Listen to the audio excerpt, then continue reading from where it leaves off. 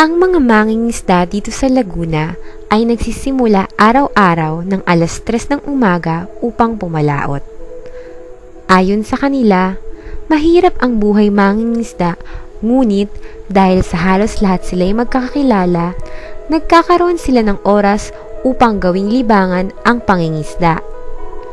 Ang mga kadalasang huli nilang isda ay ang mga tilapia, bangus at bighead. Ngunit kadalasan, ang mga huli nilang isda ay sa kanila din napupunta tulad ng mga maliliit na tilapia na nahuhuli nila sa pamamagitan ng paggamit ng roborat.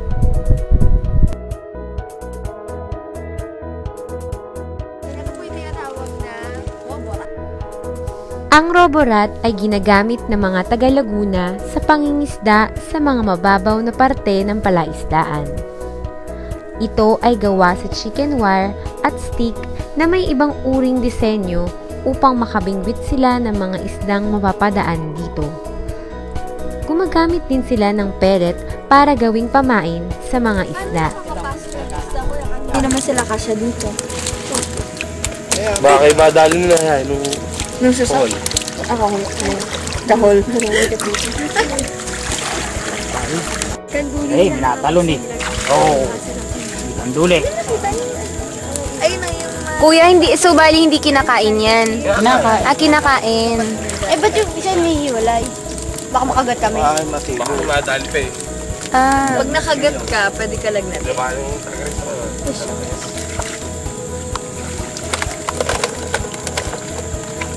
Ano yun, kuya? Diyan din. Sila pumapasok doon? Kuya, minsan ba meron kayo nahuhuling daga dyan? Meron. Ano yun? Hindi, ubus na yung isda. Saka ibon, nakakahuli rin dyan. Ibon? Ayun. May parang pasukan doon. Ere, pasukan. Sa ere. Yun ang labasan. Labasan lang yun. Bongga. Ang galing. Pero kaya hindi niyo siya nilalagyan ng tinapay para madami pumasok. Pellet. Pellet. Ano po yung pellet? Sa manok? Sa itik. Sa itik. Katawag nilang tilapia. Tilapia maliit. Tingnan mo yung bibig niya, oh. Sabi niya, Julian. pastelan si Cancela sa mukha. Nahulog. Tilapia.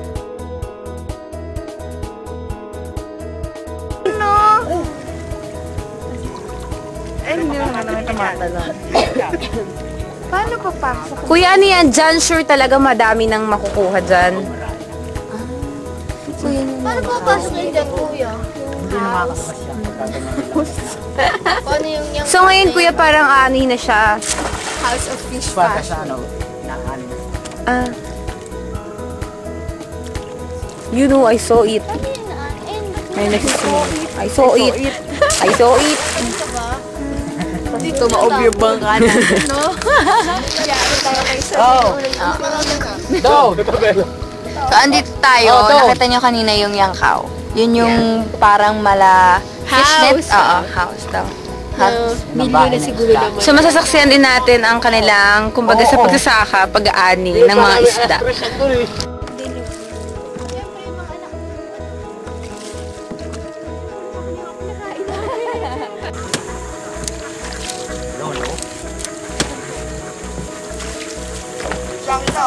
Yan, oo nga. Yan yung ulam natin para ngayon. Gabi. Ay, umaga. Ayun! Ay, tingnan mo. Ay,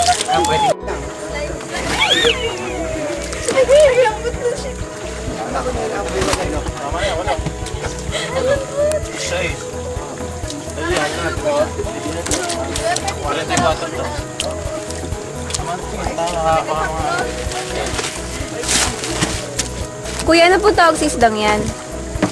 Mamalay! Big head? Sa lubong? grabe sila kay. Ano po klaseng isda yan? Big head daw. Tapos magkano daw kuya 20 per kilo?